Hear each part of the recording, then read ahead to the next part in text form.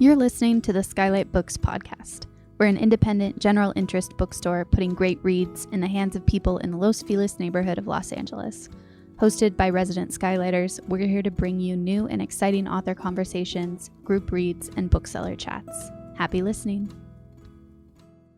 Hello, my beautiful listeners, and welcome to Skylit. This is the Skylight Books podcast, and I'm your host, Lance Morgan. Today, I'm so excited to welcome a special about the author guest, Tommy Pico. What up?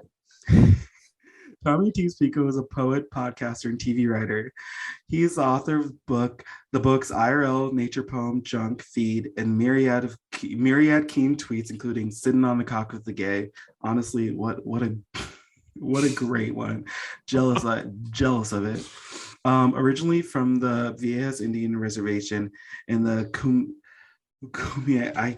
I told you I did not pronounce it right. It's okay, Kumeyaay. It's all right. No one gets it right the first time. Kumeyaay, yeah. The Kumeyaay Nation. He now splits his time between Los Angeles and Brooklyn.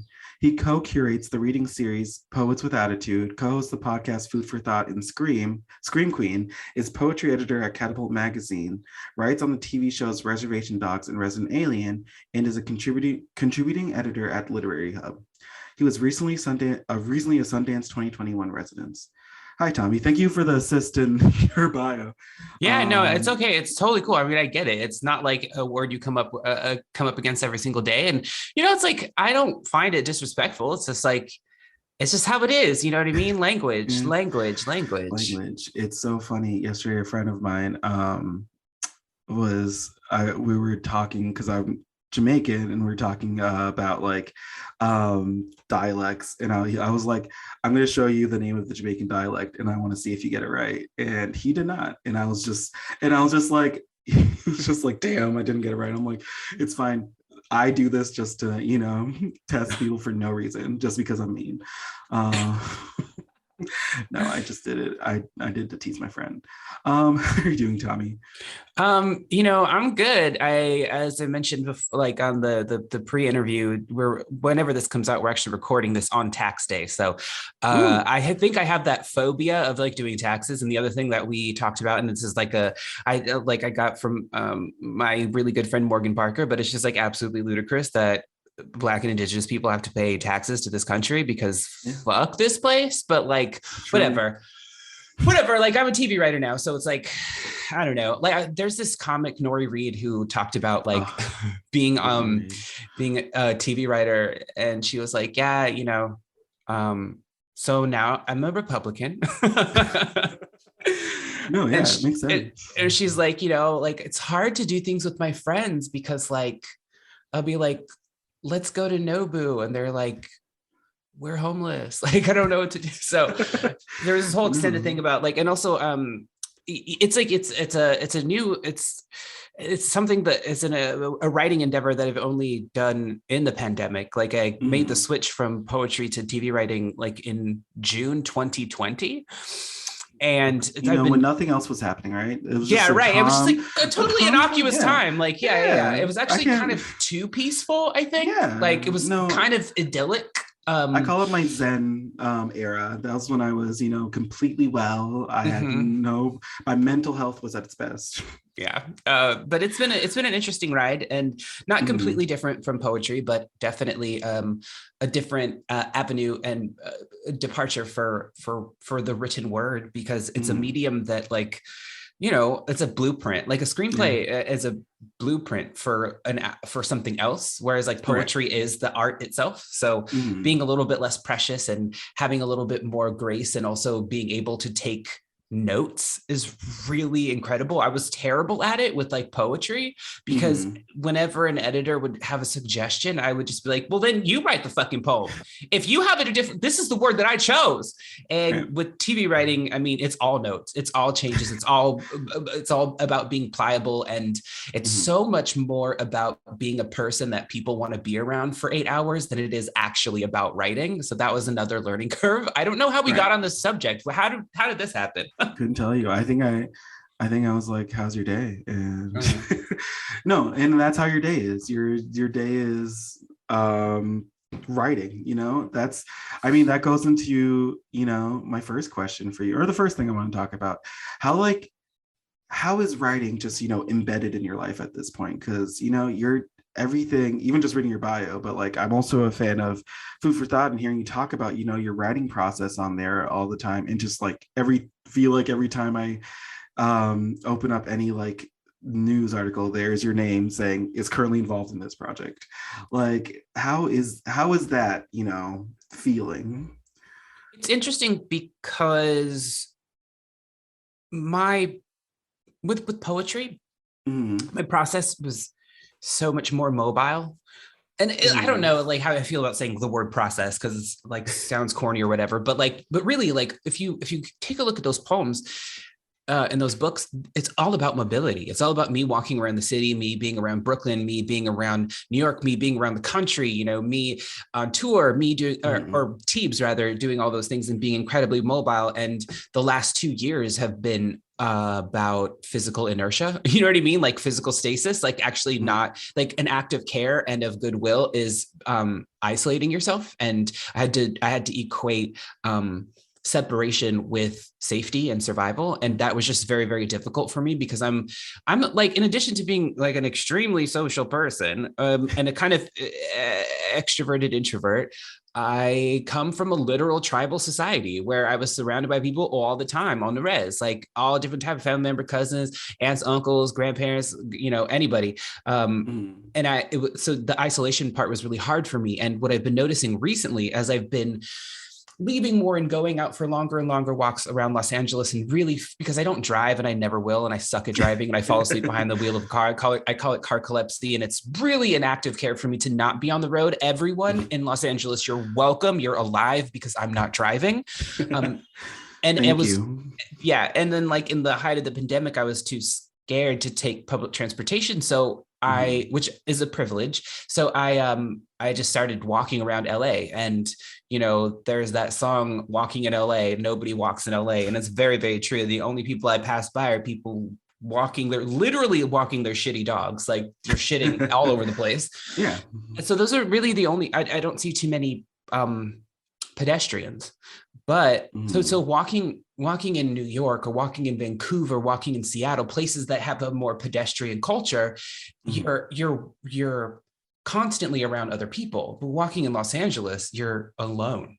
You're completely alone, and it's Yeah. another aspect of loneliness and being alone. Mhm. But my physical, like, so I live in Koreatown. I walk Mhm. to I walked to fucking Skylight. I walked Yeah. to Los Feliz. I walked to Silver Lake. I walk to West Hollywood. I walk to the Grove. I walk everywhere. I walk to Beverly Hills, and it's like it's Wow. like a couple of miles. Let's say I'm just load up on some Yeah. podcasts, but I have my little routes, and then I don't. Oh God, do I want to say this? I guess I'm going to say this.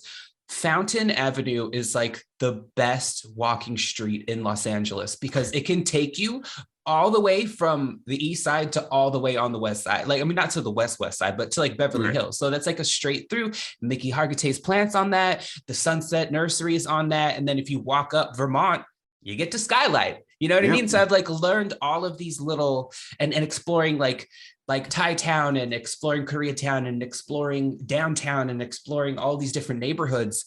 The writing the writing instinct for poetry is coming back, and I can feel it. Like I can Yeah. feel, I mean, on the pre-show I had said I hadn't written anything in like a million years, but I actually am working on something that I don't want to be, I'm a little bit superstitious about mentioning because I Mhm. don't want to put the cart before the horse.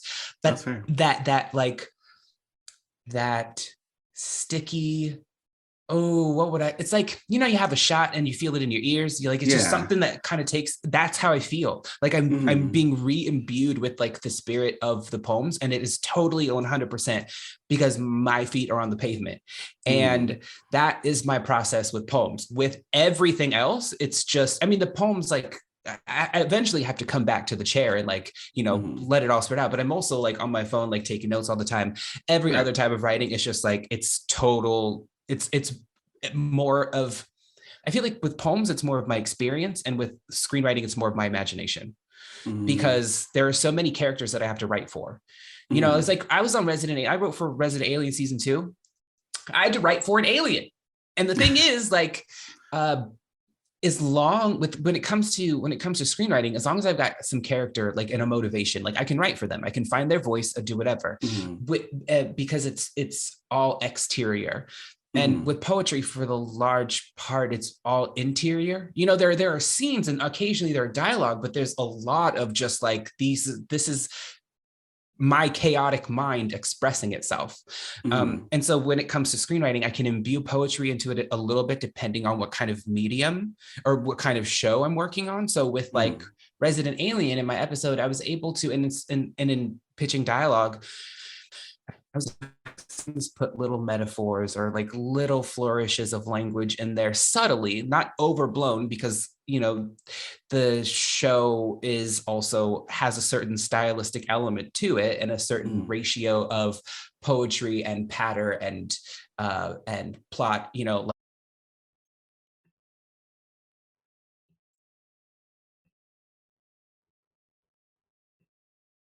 Episode that I co-wrote with Bobby Wilson, like I introduced this idea that there were multiple people, and like there was like this council of Rita's inside of Rita's head that she could talk to when she looked into the mirror, and there was like that base infusion of like poetry into something, whereas the dialogue had to be a lot more spare, like and in talking and making people talk and having conversations.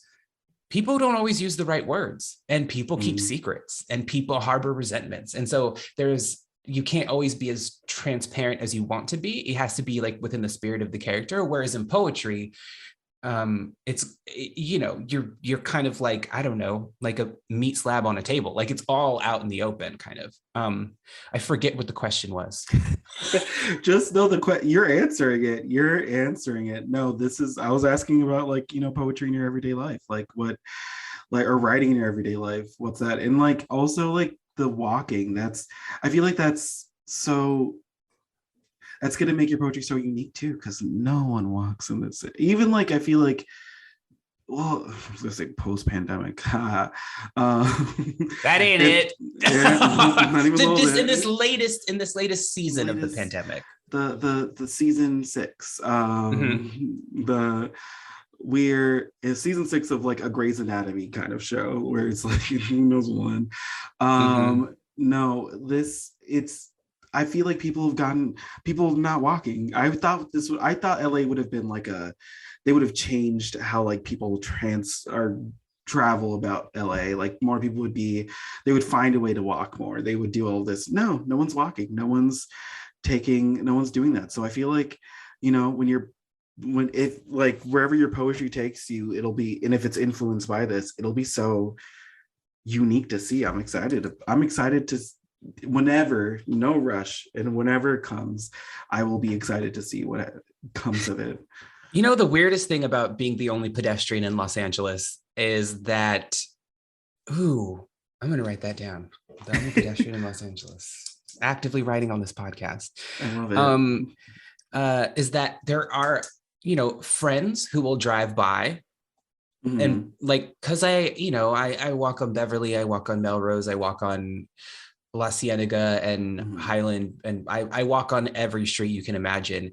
And in those more exposed streets, like a Beverly or a Melrose or something like that, you know, people drive by and they notice the only person walking on the sidewalk, and it happens to be me. And like, I'll have a friend text me like, I just saw you, what are you doing, whore? Like, or like one time Joe Osmondson was staying in LA, actually this past January, and like pulled the car over in front of me and was like, what are you doing? How are you so far away from your apartment? And I'm like, I'm literally walking. Or I'll have like people in my inbox, they'll be like, people I don't know who are just like, you know, fans, or they like the poems, or like the shows, or they like the podcast, be like, did I see you on Western Avenue? And I was like, yep, the only pedestrian in Los Angeles, that's me. No, actually, this is funny. A few weeks ago, when we were emailing to set up this podcast, like a day that I think I sent you an email, 20 minutes before, I was driving to meet some friends over at Mercado, and I was driving down Fountain, and I'm just like, wait, is that Tommy? And I'm passing by, I'm like, oh my God, I think that's Tommy. And I'm just like, in my head, I was like, oh my God, do I say hi? No, that's weird. And I just kept driving. But I was like, it's so weird just emailing with him and I see him walking down. No, I mean, I feel like you're becoming a LA landmark. People are going to be like, where the Tommy Pico tour, Well, this is where. Yeah, I mean, I can only imagine like if this, like the amount, most oftentimes,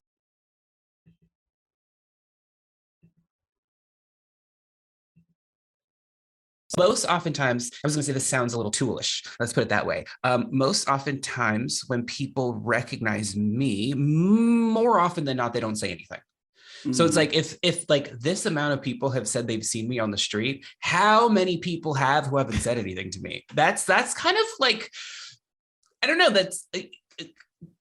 I feel like weird, but also good. Like it's just like that's cool. I mean, it is like, oh, there's that like paisley jacketed like gigantic queerdo on the street. Like, all right, cool, that's me.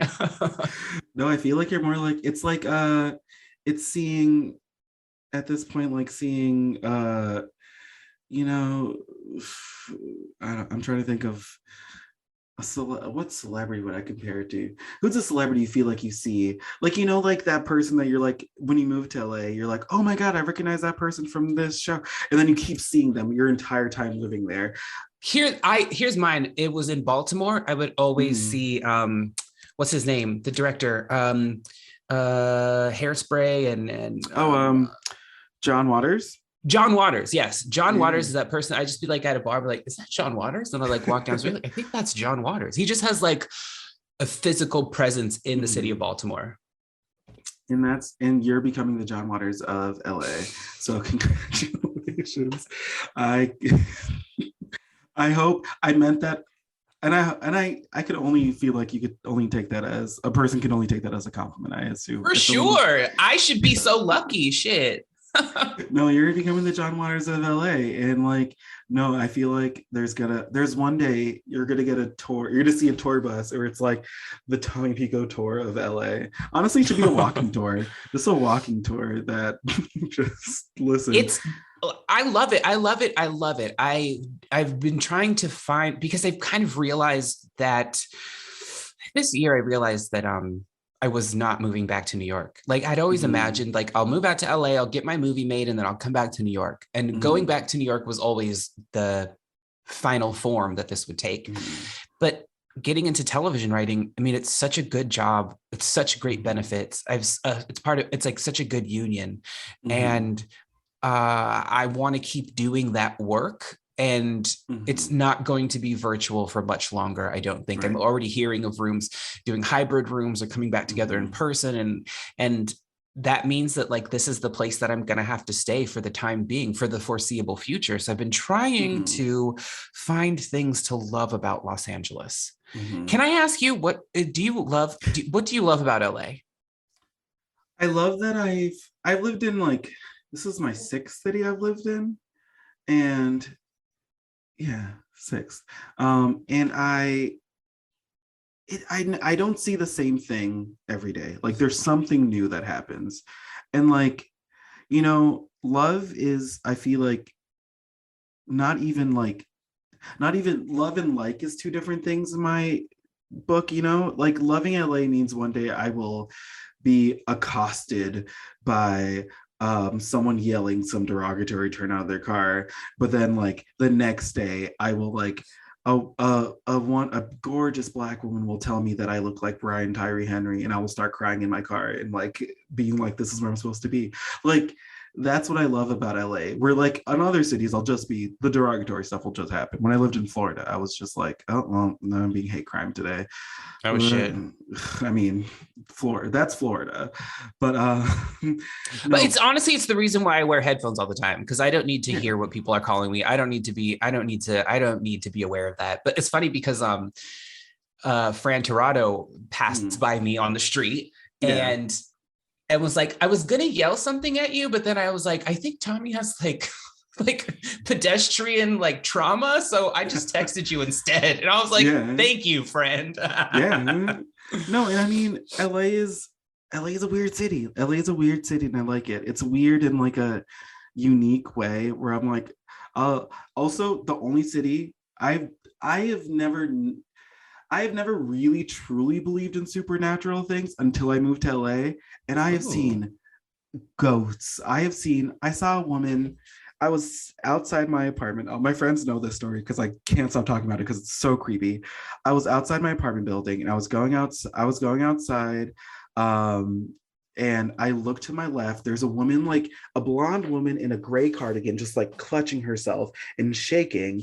And I'm just like, oh my God, is she okay? And I like turned to like step off the curb to like just look down. I turned back. I swear to you, half a second, gone, disappeared. Like she is nowhere to be found. And I like looked to see if like doors open. I like look and like she's like two houses down. So I looked to see if like she went down a little alley or something. Nowhere. And I was just like, I just saw a woman disappear. Cool. I have seen my TV has turned on, or like I was one night I was just like laying on my couch because I was getting ready to go to bed. I turned off the TV. 10 minutes later, the backlight to the TV turns on and just stays on for a minute and then turns back off. Nothing like that's happened to this TV before or since. And I'm just like, I I've seen some things in LA that I'm just like, this is a in a cool way, like a haunted city too. Like the Mm. ghosts of you go somewhere and you're like the ghosts of something lingers in the city.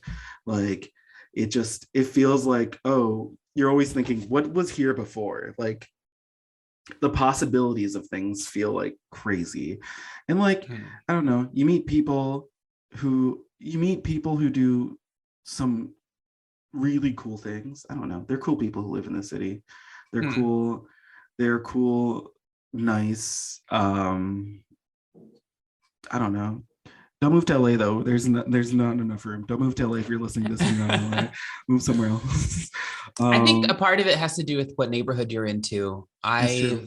I like where I live because if like as the only pedestrian in Los Angeles, I can make it to either side Mhm. within an hour, you know, Yeah. like if I'm walking. I have been taking cars a lot more though recently because I started Mhm. Zoloft and I had less car anxiety. I'm never going to Mhm. drive, but I've been able to be a successful passenger in one. That's And good. then, you know, that's just increased my range a little bit. So going out to Mhm. Glendale or like east or like the beach or whatever it is, like Right. my mobility, not just like with my own 2 feet, but my mobility in general in Los Yeah. Angeles is just getting more and more expanded as I've I wouldn't say resigned myself to staying here, but as I've realized that this is the place that I'm going to live for the foreseeable future, Mhm. and as the pandemic enters whatever phase it is in right now, where I don't feel as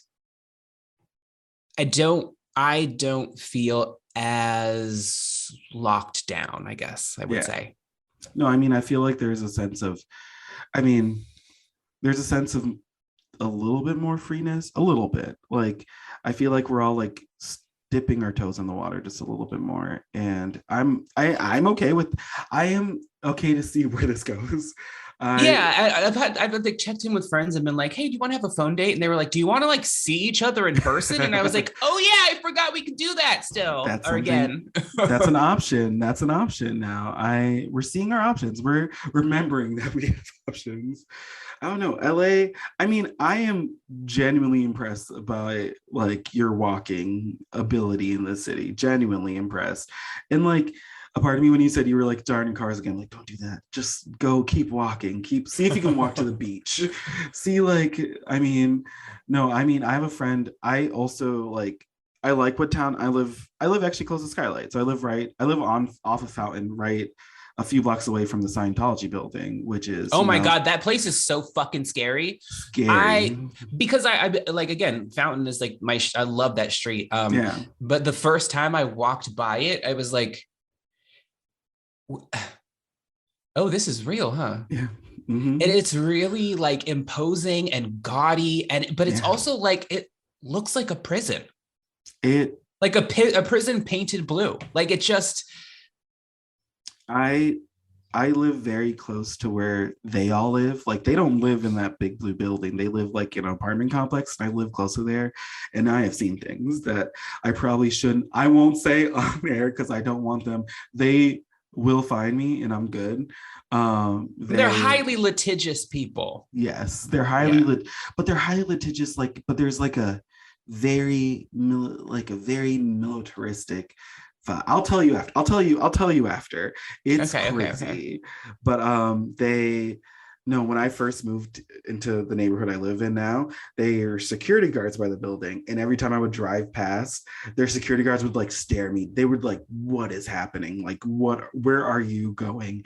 They would stare at me. And one thing that like honestly is in my side, this is where this is a terrible thing to say out loud. This is where racism works to my benefit because they are highly racist. And so they will not talk to me. And I love that. I'm just like, do not come near me. And they're like, we weren't going to. And like, I have been with like my white friends and they have approached my white friends and not me. And I'm just like, this sucks for you guys.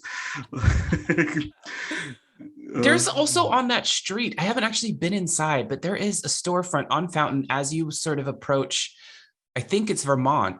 Mm-hmm. And it's like painted on the outside and it says queer love is possible. Oh yeah. Have you seen that? What is that? I think it's like a not an antique store, but like a clothing store, a vintage clothing store, I believe. If I'm wrong, I pass by it because I walk down. It's closed when I walk down because I walk down Fountain at night when I'm coming from work. And if you want to stalk me, please. Oh my God, that'd be so great. Like I'd be so flattered. No, I like pass by when it closed. I'm pretty sure it's a clothing store, if I'm right. Or it might be an art gallery, and that's LA. You don't know. Could be an art gallery, could be a clothing store, it could be, honestly, I would love it to be like an apothecary shop. I would go. But I haven't been brave enough to go inside, but I did notice that and I was like, that's a little punky. I kind of like that. No, there's some interesting stuff happening in that side, especially that corner over there. There's some stuff opening up. I feel like one of the things that is actually fun right now is that things that like all these closed storefronts that I thought were like abandoned or like the stuff's happening there again. And I'm like, oh, cool. I'm like a nosy person where I'll never go in, but look in the window and be like, oh, that's interesting. What's in there? Well, because I feel like pandemic season 1, when I was, first doing my walks, it was just one after the other of storefronts being shuttered and retail management companies' numbers on placards in the windows, just one after the other. You just kind of watch the fall of one small business after the other. And something that I'm seeing now in my walks is like grand openings and stuff like that, and that's that's nice to see. No, there was a bar that I'm pretty sure was abandoned, and then I walked past one night and it's like raging, and I'm like, oh my God, they were just having a party in there. I was like, this is great. I love this. Like, good for you guys. Celebrate, because we all need to celebrate a little bit. Was there anything that you like, a bar or a place that you really liked that did not survive the past couple of years? I haven't actually been here that long. So I moved early pandemic. I moved here early pandemic. So I'm new. I'm fresh to the city. Okay. I am I've been here before, but like I'm like living here. I'm fresh to the city. There was a library themed bar that's across from Skylight that I would remember I would go to after readings and like hang out with people there. That's not open anymore. And that hurt me. There is, I mean, some places that when I moved, I was like, I'm going here. There was a bar in West Hollywood that a friend of mine was like telling me I had to go see. A friend of mine who moved here before I did, and was like, you have to go here. I'm going to bring you here. And then the pandemic happened and got shut down. And I can't remember the name of it right now, but I was just like, damn, there's so many. I feel like the pandemic made me feel like I missed out on stuff. There was big, what is FOMO? But like the realization that, I did miss out on it. Like actualized FOMO. Mm-hmm. Is that a thing? Like it's ROMO, the reality of missing out. Exactly. That's it. It's ROMO. I got real ROMO here. And I just, it's going to be, I mean, maybe there'll be things that will come from it that'll be like, oh, this is cool. This is something that is new and I got to be here for its inception, and years from now I'll be able to be like, yeah, I was there when that place opened up. But like, I wish there's some things I wish I got to experience before pre-pandemic. I can say that because there was a pre-pandemic, not a post. Yeah. The before times. I did also like I do also feel like I missed out on a formative experience of LA, because when I first moved here, I moved in with I had a 2-bedroom with one of my best friends who was here in LA for a UCLA fellowship for a year.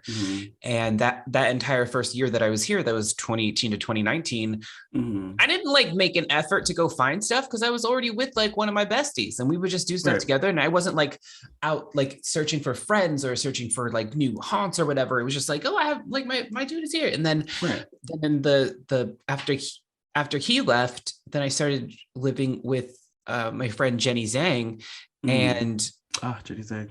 Then she was just my good friend who lived with me, and then she left like at the start of the pandemic. So then I was like, oh my God, who do I know? What do I do? There's like I didn't, it was like, I mean, nobody could have a social life at that time, but it was still like a kind of a shock to be like, I've been living here for how long and I don't know anything about this place, which is kind of what's underlying my exploration of Los Angeles now, and my desire to just really go to all the places and do all of the things and see all the stuff. Because again, like I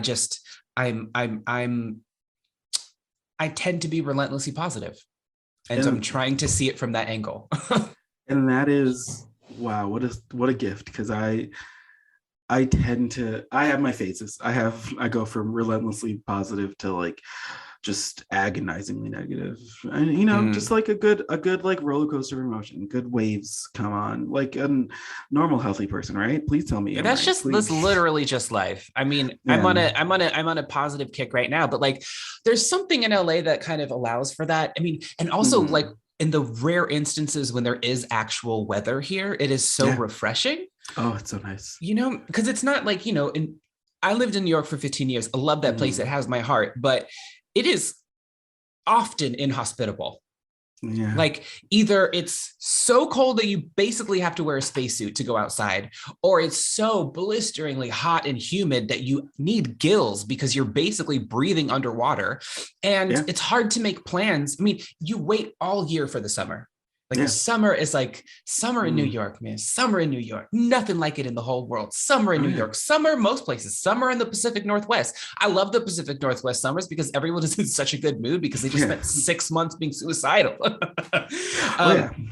But like summer in New York, man, it's so great, but it's hard to make plans because it actually rains a whole hell of a lot. And it ain't like Los Angeles rain. You know what I mean? Like it ain't, people in this town, I am flabbergasted by their attitude towards the rain because it's a light dusting, and you would think people lose their damn mind. They can't drive in it. They don't know what to do. They have huge umbrellas, and I'm just like, literally put a hood on and you're good. But like New York is torrential, and it like you were basically in a shower. I've like seen streets turn into rivers within the matter of minutes, and like you're just wet from head to toe. So like, so it is like, kind of, you can make a plan for a beach day, but that day it might just rain the shit out of you. So it's like here you can actually make plans, but tangentially, I feel like this is the culture I get from LA. I don't know if it's like still this way because like I got it a lot pre-pandemic, and now I don't know if people are doing it, but people are just so much more flakier. There's like the ability to actually make plans, but when it comes to implementing those plans, more often than not, I feel like people are like, no, I don't need to. But it's also because it's not imperative that you do it that day, because tomorrow and tomorrow and tomorrow and tomorrow and tomorrow are probably going to look the exact same. Yeah. And like, I mean, as a person of flaky experience myself, it does be, you do sometimes feel like, oh yeah, I could do. I mean, I was using during the pandemic when someone would be like, hey, like my inner circle of people that I would see, the 5 people that I would make sure to see, including my sister who lives out here. It was like, I would be like, sometimes I'd be like, I was, working at the store and I, just don't feel like it'd be, I would definitely use like the fact that I was working in public as an excuse. And now it's like, damn, I can't use that. Damn, people are like, yeah, but like, we're all outside now, so like you're fine. And I'm just like, damn, I can't be flaky. But also I feel like I'm returning to like, I mean, I feel like LA summer also has, it doesn't have the New York vibe where I'm from Connecticut. So I remember that like like the 4 months of the year where the skies aren't gray and like the allergy season isn't killing me and I like can wear shorts again. I'm like, oh yeah, that's like, it's truly a Zyrtec commercial where people are like going outside for the first time and the sun is hitting their face. But here, I don't know. There's like a real, we were talking about it before. There's a real slutty vibe in LA in the summer. Like there's a it's slutty culture out here, and I love that. I love that idea. Do you agree? Do you see what I'm saying? Do you think it's I haven't had a slutty summer in Los Angeles yet because the 2 summers I've had here have been COVID summers. That's But fair. here's another casual observation. I don't like who ripped the knees out of everybody's jeans. Like somebody just came through LA, Freddy Krueger or somebody came through LA and just ripped the knees out of everybody. There are no knees in any jeans in Los Angeles. There are like nan knee here anywhere. Mm-mm. I'm just like, you just you can afford to be exposed in the city because it's like actively not trying to kill you for half of the year, like a New York winter.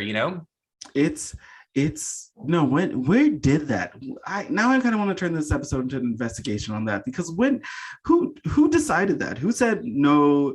Like I thought we were doing the 5-inch inseam shorts. I thought that was a thing, but now it's the ripped jeans. Am I gonna have to rip my jeans? I'm very angry about that.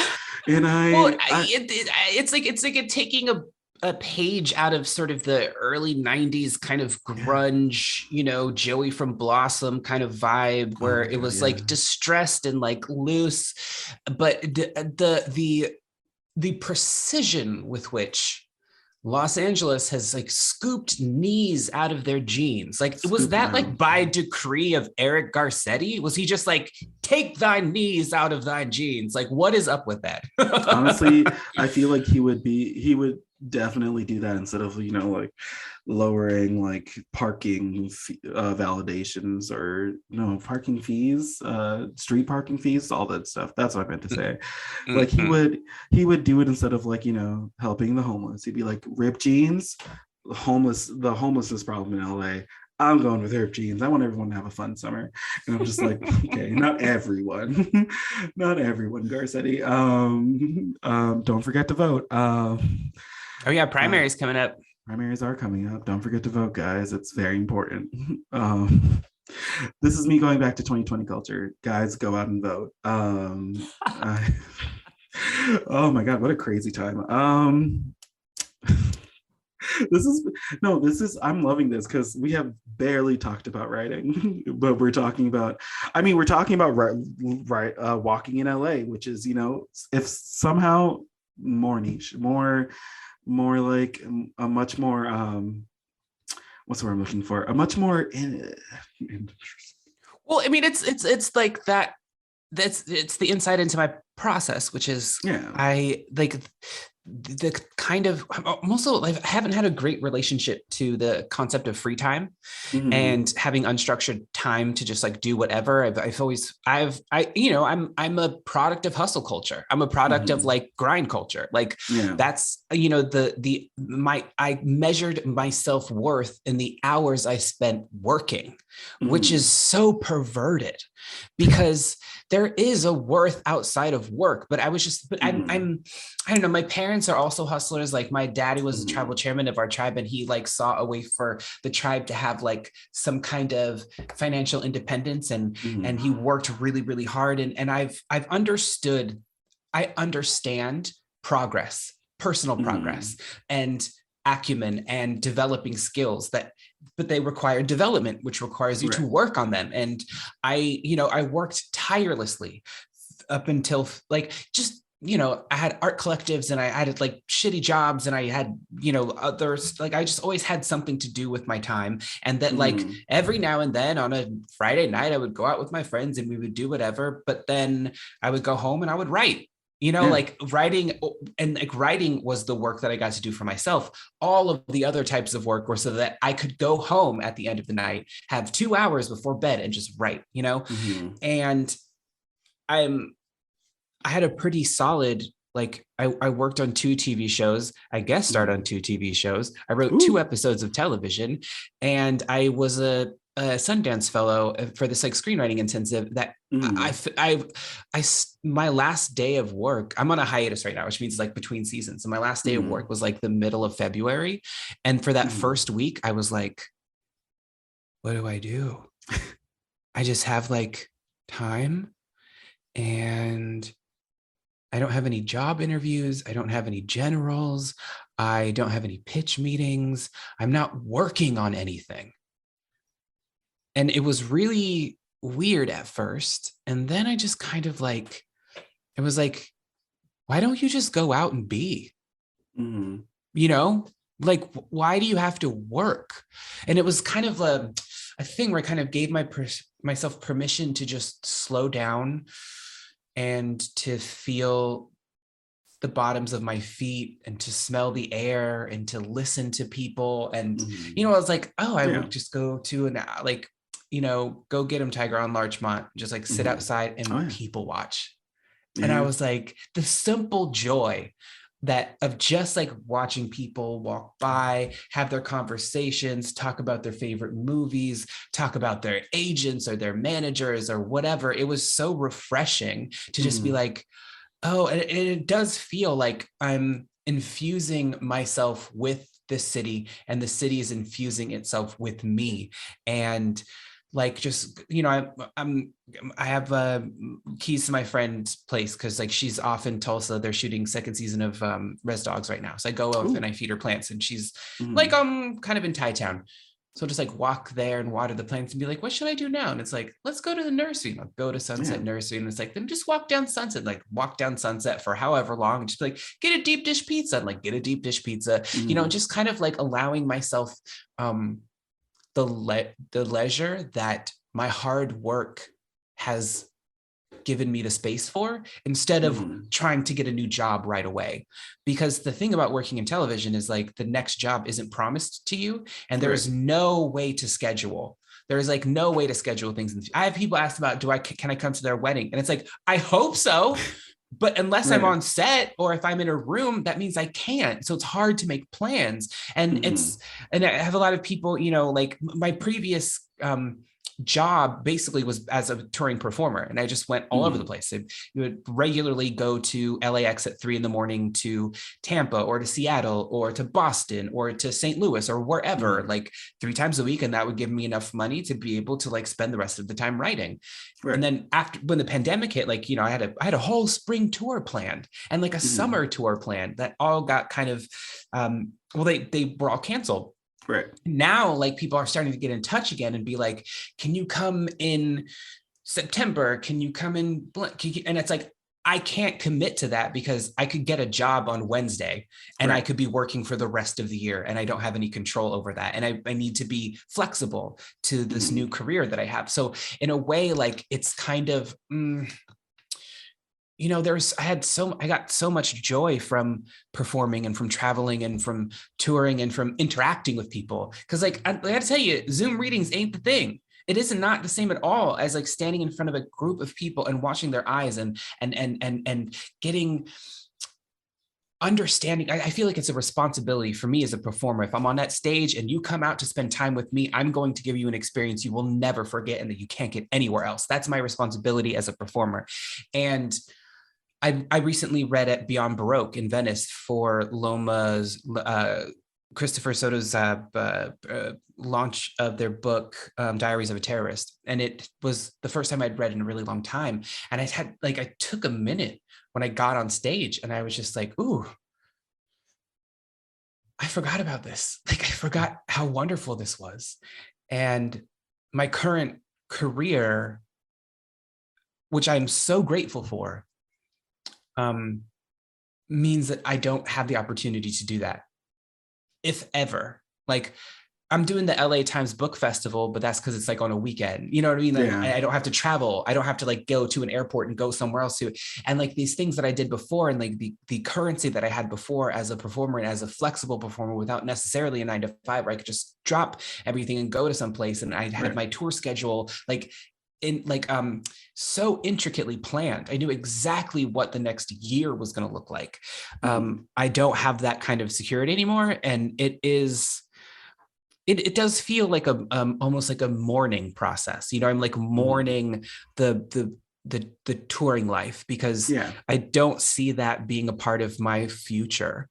And to be honest with you, I retired at the right time, because you can tour at 28 in a way that you can at 38. I tell you right now. And it was wearing on me. And I knew that there had to be a change at a certain point, that it wasn't a sustainable life, but I couldn't have seen anything else that would replace touring until TV writing happened. And it's made me, you know, super locked into a place, into Los Angeles, in a way that I've never felt super locked into a city before. So it is different. And I do miss performing. And I wish I could tell all the people, you know, in Berkeley and Tulsa and all the other places that like have been asking me to come out there and tour. I wish I could tell you yes, because I honestly love doing that, but I can't, because my schedule is unpredictable. Even scheduling this interview, I was like, can we do it sooner rather than later? Because I don't know how much longer I'm going to be on hiatus, and I can't promise that I can actually show up on a day that I have it. Like I can't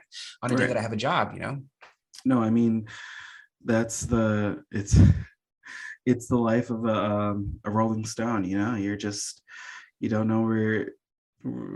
It's honestly, I love that. I'm jealous of it. It's the excitement of, you don't know what's going to happen tomorrow. You don't know what you're going to get tomorrow. Tomorrow might be, you know, something that'll change your life. And that sounds so great. It sounds so interesting. So, and I mean, it sounds like you've worked really hard for that. So congratulations on it. And, but like too, like, it sounds like also, you know, you're prepared for that in a way too. You're like, there was when you were talking about that, I was like, yeah, I can see how both things are connected though.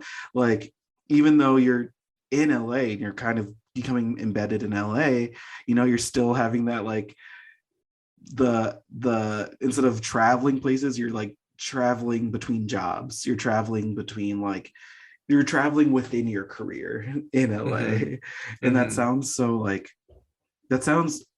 exciting, like just as exciting in a way, but in a different way. But well, I do feel like, how do I say this without being disrespectful? With poetry, I always felt invigorated, and I got a sense of esteem from writing poetry and from performing. But it's hard to feel appreciated in a capitalist society when you have to beg for like $100 stipend, you know? Yeah. Whereas like with TV writing, writing isn't a part of my everyday practice any longer. Well, to the extent that it was. So there's like an estrangement from the thing that I gained self-esteem from, but I do feel very appreciated because I feel adequately compensated, which is kind of a disgusting thing to say because capitalism is terrible, but I've been indoctrinated and since birth, you know, and it's in addition to being like, is there self-worth outside of work? You know, is there self-worth outside of your paycheck too? Like, obviously, yes, but this place will have you fucked up about it. Yeah. And I mean, like, as you said, you were talking about your friend who's a TV writer, Nora, right? Yeah. Just my word. Oh, Nori Reed. Not my friend, Reed, but a comic that I admire, who's also a television writer. Who might be a friend. You never know. Might be a friend soon. Nori, if you're listening. No, but like you were saying that they were talking about, like, yeah, your friends, you want to go to Nobu and your friends are like, I can't. I won't. Mm-hmm. I'm currently eating out of the trash can behind my house because I saw a pizza being thrown away. That's not a true story, guys. I've not done that. That was not me you saw in the dumpster. No, I mean, yeah, it's that I was telling someone the other day, I was like, every time you see me eat out somewhere that's fancy, it's because I scammed my way there. And I if you want to learn how, just sign up with only 3 easy payments of $79.99 a month. Um But honestly, like in the lean years, like going on dates for dinner was real. It was a real thing. I mean, back in my 20s, I was very pretty and I was very like fit and I could just like pull anybody's man. And it would be like, because most of the time in those early days, like, it would be like the dollar pizza slice that I'd cut in half and have one for half for breakfast and one half for lunch. And then I'd be like, I try to go on a date for dinner or something like that, and paying off credit cards with other credit cards and just like swimming in debt. And, they're like, it's been an interesting journey. I'll just say that much. No, I mean, and what is your 20s if not just getting debt? Like, I decided to go to grad school. What a choice. God, like a dumbass. I just swimming in debt. We're just finding new ways to get debt. And then our 30s is where we cross fingers and hope we can like planted enough seeds in those 20s that I could have something for the harvest. So the 30s are where you learn how to pray, because you're just hoping. you're just like, whatever prayer means for you, not in like a specific way, but you're just like, give me something, universe, give me something, LA. I'm praying to LA as a deity. I need something. I'm holding out for a hero, really. Holding out for a hero, truly singing that song every day, which is, I wish was a lie. No, I mean, and I feel like, do you feel like you found your hero? Do you feel like you found, your 30s? Oh yeah, absolutely. I mean, the hero was coming from inside the body. It was a hero all along. It was coming from inside the house. Yeah. But it was also just, I feel like I did do a lot of work in my 20s. I mean, besides like hopelessly dating and getting fucked up and just living my best gutter slut life in New York. I really, really did make a commitment to writing. That was the seed, that was the seed that I planted, and I have felt the fruition of it in my, starting from when I first came out with IRL, but up until this day, but it was all of those missed summers, where I spent where friends were going to the beach and going to the mountains and going to the Catskills and being on rooftops and having margaritas, and I would just be in my apartment writing and thinking like, this had better lead me somewhere. Like, I remember when I had my art collective, and there were times like and this was like back in the day, like I would made zines, and iPhones weren't really a thing as big as iPhones were around, but they were like, the Real Housewives had iPhones, like us plebes didn't have iPhones. Right. And I made zines, and I would like leave them out at cafes and bars and restaurants and laundromats, and I'd go around and flyer when we'd have zine release shows every other month that I would host. And like, I had such stage fright, and I had to just really put in the time and effort and it was exposure therapy. Like, I just had to do it. I had to do it as often as possible. Like, I just did open mics, and I did my reading series and other reading series until I didn't feel like falling apart and shaking and sweating on stage. But I remember there was one part in particular. It was snowing in New York, and like, I didn't have waterproof shoes, which was only permissible at 23. And I remember it was snowing, and I stepped into a thing, and it swallowed me up to the knees. And it was like, I was wet and I was cold, and I was taking these flyers around to these like different wine shops and bars and cafes. And I remember looking at this guy and being like, and it was so uncomfortable, and I was so cold. And I was just like, bitch, this better lead to something, or else you're out here suffering needlessly. And that's kind of what the experience of my 20s was, which was like taking a stab at it and committing to a practice and committing to a kind of a rigorous, like not only writing, but also reading, and also like, but not just reading poems, but reading everything and being a repository or being a focal point or a nexus point for like the world, allowing everything in, so that when I started writing, I had so much to express. And I mean, yeah, that's I mean, I feel like the 20-year-olds listening right now are like, wow, this is what I needed to hear today. And it's no, I mean, it's the 20s are your years of uncertainty, your years of God. I feel like you just want to look into it the money I would pay to look into like what are the ball, like the fortune tellers balls, crystal ball, crystal orb, to like see what my future is going to look like. Oh my God. I would take out another credit card. Well, I'll tell you this much, like once you find the thing, then your next fear is like the crushing onslaught of mortality. And like your body falling apart. But the fun thing about 20-year-olds now is that because of the pandemic, we have that now too. We really just jumped the ball on that. And I am just at this point, I'm just like, well, tomorrow, who knows what's gonna happen? And I'm just doing this. And I mean, like in a kind of freeing way too, where you're just like, I'm having a good time today, and that's kind of what matters. And I'm not even a good time in the sense of like having fun going to here, but I'm just like, I got to write for the entire day. That was fun for me. That was something that I really feel accomplished doing. And it kind of like, I feel like because of the past 2 years, the future became so uncertain that it kind of freed us from like a little bit of those thoughts of like, this has to pay off, or it's like, what if it doesn't? What if I don't get to see the payoff? Am I happy with today? If I'm not guaranteed tomorrow, it just like, it puts a lot into context. I mean, I hope it does for other people too, or else I hope I'm not like doing it wrong. I'll ask my therapist later. It's fine. No, this is what a great. I did want to ask though, because you were talking about before, like, eight conversations before, I think 8 topics before. You were like, this part, you're like learning how to like,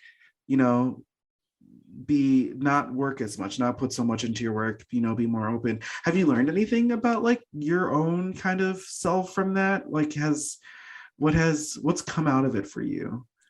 Well, I found that the more I slow down, the more I realize, or the more I come to terms with or look at what it was that I was running from. That there's a kind of restlessness within me that comes from a place of, pretty profound traumatic experiences in childhood. And I feel like I've given myself the opportunity to take like little Tommy, little Teebs, and just be like, I'm really sorry that all that stuff happened to you. And you really shouldn't have been put in that position. And I'm sorry that you didn't feel protected.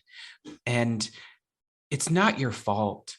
And you're going to grow up and you're going to have like your dream job. And you might not feel like it right now, but you're all right. I feel like I've been able to give that little guy a hug.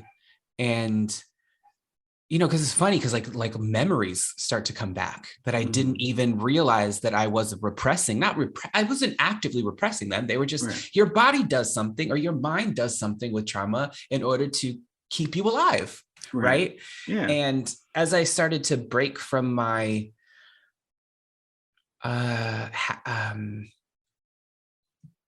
isms, like workaholism or whatever, and my patterns of evasion, it helped me to sort of heal a part of myself that I thought I didn't realize needed healing. And, I always thought that I hated babies. I always thought that I hated babies and dogs, because I'd be like, fucking babies. Like, they can't dress themselves. They can't talk for shit. Like, dogs, people are so precious with them. Fucking hate people and they're fucking dogs. God damn it. And like having to get off the sidewalk because somebody in a double wide stroller, I was just like, these fucking babies and these fucking dogs. But then I started to realize I don't actually hate babies or dogs. I hate that I didn't feel protected like they do. Like that those babies and those dogs are precious, and that people treat them as precious things that need protection. And that's what I hated. And once I started to realize that, man, I'd be smiling at people's dogs all the time now. I love my friend's kids. Like, I just bought my friend, I just bought a bunch of art supplies for a kid. And I was like, I need some drawings for my fridge. So please. And I mean it honestly. Like, I'm just like, these are the most special, perfect, pure things. I want to encourage and protect them. And it was a profound experience, I think, in the past couple of months of understanding what it was that I was running from. But it also, man, that's so much more to write about. And I mean, it sounds like, once again, I'm excited to read your next stuff whenever it comes to pressure, because it sounds like you're coming into a new era of, Teebs. You're coming into a new persona. It's you've went from Sasha Fierce to, just Beyonce. She doesn't need Sasha no more, and I don't really need Teebs. I mean, there's a part of them that I feel I've integrated, and I don't feel like I have to hide behind anything anymore. I mean, a persona is a mask, right? Like, right. I don't feel like I have to wear a mask any longer, although I do still wear them in the grocery stores. Yeah. And I will keep wearing them at work. So if you come to Skylight, you will see me in a mask. I'm always, I've been to Skylight maybe 4 or 5 times in the past couple of months, and I always go with my mask still on. Thank you. And thank you. And thank you. That's beautiful. That's to have that. One day maybe I need to come up with a persona to maybe it's my persona era. Maybe it's my time for a persona. I don't know what it is yet. And I do kind of know what it is, but that's another story for later. I love this new era. And honestly, I'm excited for your work. I was a big fan of just your poems. I've been following you for years, and your work on television. It's exciting to see. It's exciting to see my friend Kelly, who we're both big fans of Food for Thought, and whenever we talk about episodes we've heard, we're like, yeah, our friends said we talk about our friends, because we're insane is what I'm saying. No, but a podcast is extremely intimate. I mean, so is poetry. Like, people don't typically get together and listen to podcasts together or read poetry together. It's almost a solo experience. You listen to them in your headphones, you're cooking dinner, or you're in your commute, you largely by yourselves. And for that reason, I didn't understand the kind of intimacy that engenders, and that it is I think a part of it is because the 4 of us on Food for Thought are very transparently ourselves. That there's even if you don't agree with something that we say, that there is a truth and an honesty there. And because I feel like partially because when we get into those rooms or on those Zooms and we commit to bearing ourselves, I think, and it's similarly with poetry, that I think it gives people some kind of permission to do the same thing. And also, we just be having fun. You know what I mean? It's just a fun time most of the time. But it's we can go from talking about getting fisted to radical gender theory within the span of like 2 minutes. So I'm glad that y'all like that. It's been it's been a nice thing to kind of, especially when I was on tour before, but then in these past couple of times that I've had the opportunity to read in person in Los Angeles, like so many people really, really connect with that show. I was outside at a coffee shop with my manager, and one of the baristas came out, and because I'd gone in with my mask on, he didn't see me, but I was sitting outside, and I don't know their gender, but they came out and were like, I just want to say, and I was like, oh no, like I thought they were kicking us off the patio. And just like, your work means so much to me and I love your show. And I was like, oh fuck, that was actually, thank you for that. That is going to carry me on for the rest of the day, for the rest of the week, for the rest of the month, for the rest of the year, you know? No, I mean, I also like, I mean, I feel like it's such a privilege to get to hear you guys talk about, you know, even just having fun. Just like, it's such a privilege to like, you know, be invited. I mean, thank you to you and everyone at Food for Thought for like allowing us to, you know, have the pleasure of being invited into like your friendship, even though it like in even in that space, even when we're like, I mean, I'm again, as a crazy person, I'm there like talking to you guys, like you can hear me. I'm like, when you say something, I'm like, yeah, and I agree with when I'm just like in my car driving, like talking like I'm on the phone. I swear that like people are like, yeah, he's on a call right now, he can't talk. I'm like, no, I'm just listening to a podcast. No, but and like especially after like years of listening to you guys and like, you know, watching the podcast grow and watching you all change and become new people like that, it's just it does feel like when to like pride to hear all of your accomplishments and like, yeah, I've known Deeps for years, and it's just it's like I am so like when Reservation Dogs, when it came out and you were on the show and you announced it, and we were like I feel like I was part of the crowd just cheering somewhere. So no, thank you. So thanks for like letting us into that space with you guys. And like, you know, I feel like there's definitely a community of fans of yours who are just proud of, you know, your own growth. So, you know, thank you. I mean, it's also a privilege to be, it's audacious to think you can put something out there and people are going to interact with it. But I don't take for granted people's time and attention. And that's why I try to make stuff as best as I possibly can, because I also like to feel that it's so much of it is an exercise of trust, and like I want to make the best possible thing, because that's the relationship, right? That's the kind of that's like the wages of trust and attention and time is like quality. So that's what I try to do.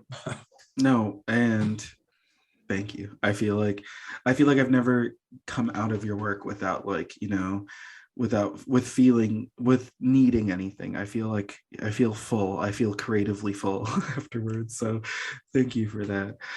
Sadly, we have to end our oh my God, Sade shirt. I'm so sorry. Listeners, you can't see, but your Tommy, your shirt's amazing. I love it. Yeah, it's the goddess of love, Sade. Yes. Yeah, Sade. I just love it. I mean, what a great way. And that's how we're ending it. Honestly, I should have a visual of just the shirt on this episode so they get to see it. No, thank you so much for coming on again. This has been so much fun. I feel like I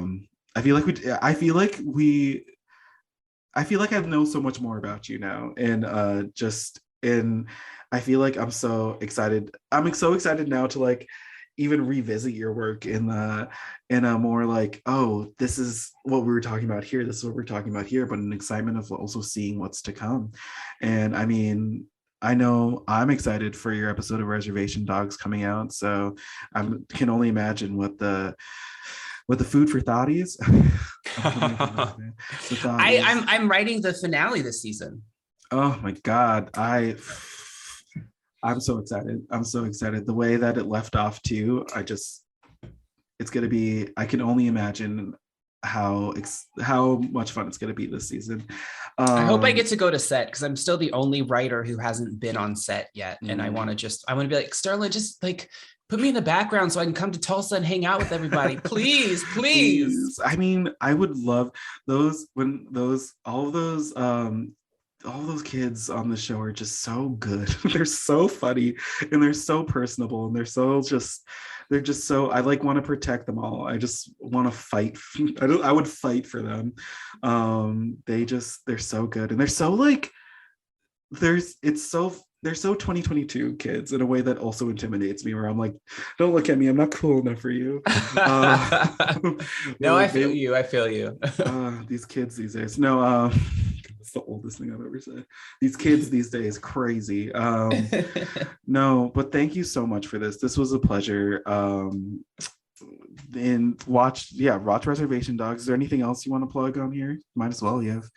Right. Listen to my podcast, Food for Thought, listen to Scream Queen, buy some of those books. You can catch me season 2, episode 4 of Resident Alien as Drew, a weird queerdo who interacts with Harry Vanderspiegel.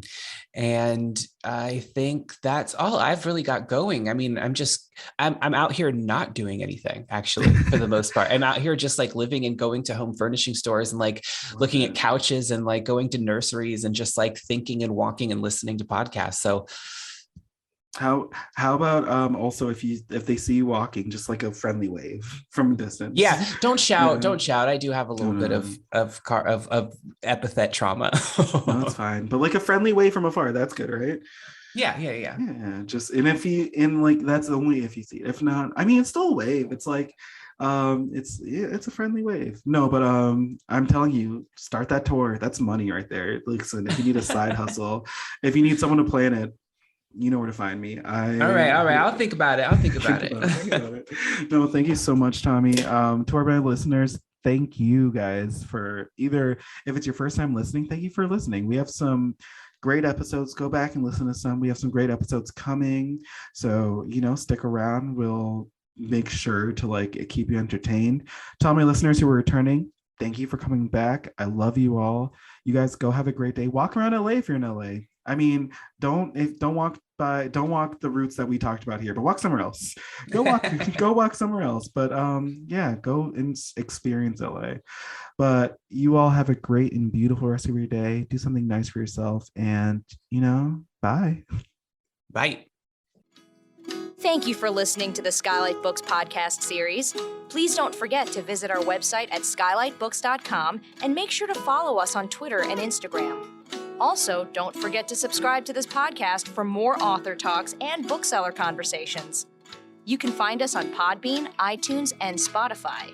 Stay safe and healthy, and we hope to see you back in our store soon.